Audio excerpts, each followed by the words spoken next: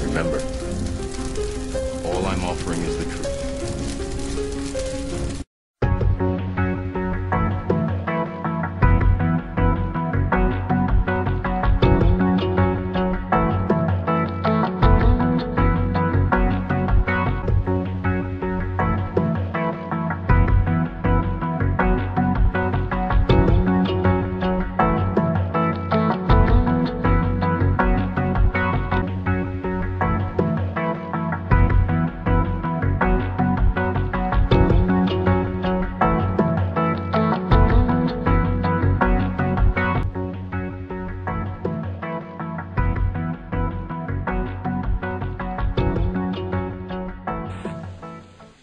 And 20 to 40,000 civilians trapped in the city. Russian Hinds are being shot down. Tanks are being blown to bits.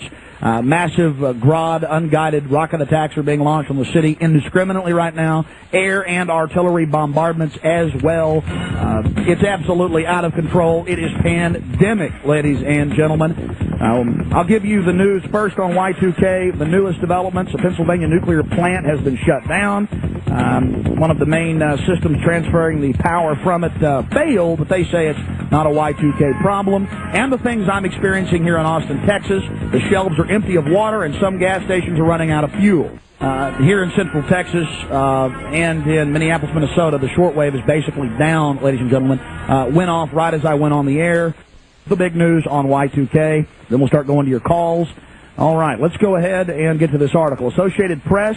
This came out at 7:22 a.m. Eastern Standard Time today, December 31st, 1999. Pennsylvania nuclear plant shut down. One of the two nuclear reactors at PECO Energy Co.'s Limerick Generating Station has shut down this morning after a piece of equipment failed. Company spokesman Neil McDermott said the problem was not Y2K related. It was declared an unusual event, the least serious emergency classification of a nuclear power plant. They got to have a serious emergency to shut down a plant, ladies and gentlemen. You power one down, you're not going to power it up for at least days. It was declared an unusual event. At 2:55 a.m., shutdown occurred when an insulator on the main generator transformer from Limerick 2 failed. We had reports yesterday of this. Off the record, I would not report it, but I had it from a good source that this plant was having problem along with 4 other plants. I may just go ahead and report it here. I mean, boy, do we get good information here. This has been going on for days. From our information, it is not this transformer that they're talking about. They wouldn't just shut a plant down over that. Something serious may be going on there.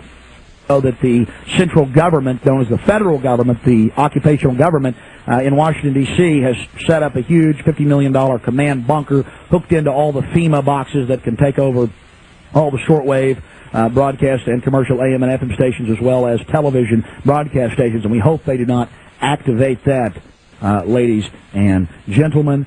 Police and military are on high alert, running around looking for supposed boogeymen and terrorists under every rock.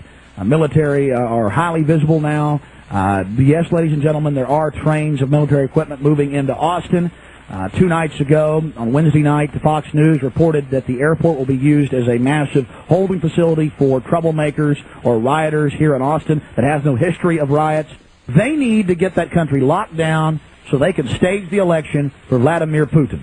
I mean, this guy is a demon. Have you seen this guy? It's just how he's raging with power. I can't even keep track of all the developing news that's coming in. I'm not going to get into I'm not even going to say it's 6 to 7 reactors across the country. I'm not even going to. It's bad, and I got this news about the Pennsylvania plant early yesterday. Got it again off air.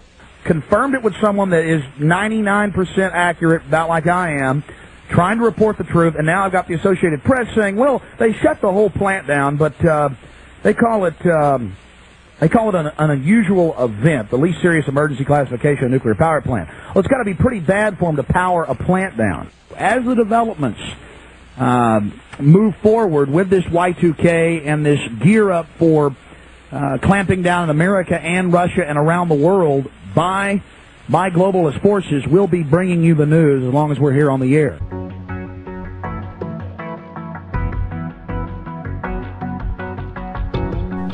Most of the movie theater chains. Hollywood is owned by the Arabs and the Israelis for some reason. but the actual financing, I've looked into it, is mainly Saudi and Jordanian and the folks from Dubai and Qatar and a few other places, and then British, of course. And what was left was defense industries and stock markets. And I knew the Arabs owned the majority of some stock markets, but I was reading the Financial Times of London and learned that the majority of world stock markets are now owned by the Arabs.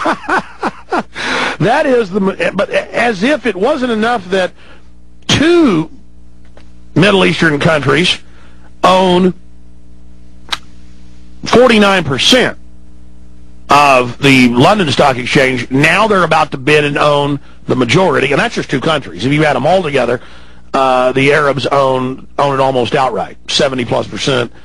And same thing with Dow Jones, because Arabs own Fox. You see, you didn't know that, did you? You didn't know that Arabs... See, Murdoch's only got a minority stock now. But the way the agreements were set, he still has board control. But Saudis own more than he does. But there's one Saudi with 14% last year. But, I mean, so the point is they just own everything. I mean, they control the whole deal. Now it's defense stocks, though.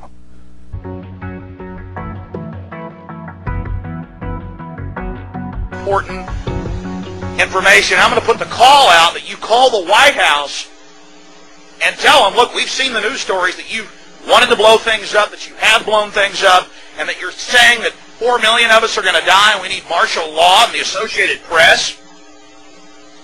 At one of your little drills you had. And that we're aware of who the terrorists are if you pull this. This can stop this Hitlerian Reichstag event. I want to put the toll-free number up for Congress. And I won't want you to believe Alex Jones. I want you to go get these news stories off my website. I want you to call these major newspapers. I want you to find out these statements were true by the White House about preparing for martial law.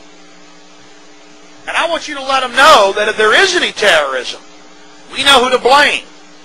The point is, if any terrorism comes, it's from this government. And if there was an outside threat like a bin Laden, who was a known CIA asset in the 80s, running the Mujahideen War, and whose family builds all the military bases over in Saudi Arabia right now, and sits on the board of Iridium Satellite. He's the boogeyman they need in this Orwellian phony system.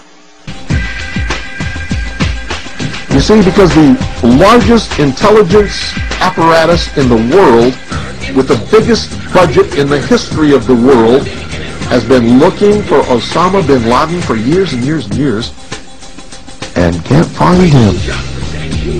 Some doofus jerk-off reporter with a camera crew bosses right into his hideout and interviews him. And I'm telling you, be prepared for a major attack. But it won't be Osama bin Laden. It will be those behind the New World Order. Before we get started, I have to clear up a little discrepancy here. Apparently the other night, or within the last week, because I've been getting a lot of email about this, and I even received one telephone call. Apparently somebody called the Alex Jones broadcast and asked him why he didn't have me on the air, or asked him something about me. Alex Jones said he had me on the air once before, several years ago, and had to cut me off the air because of the foul language that I used. So on the air tonight, I'm going to tell you, Alex Jones, you are a bold-faced, miserable, stinking little coward liar.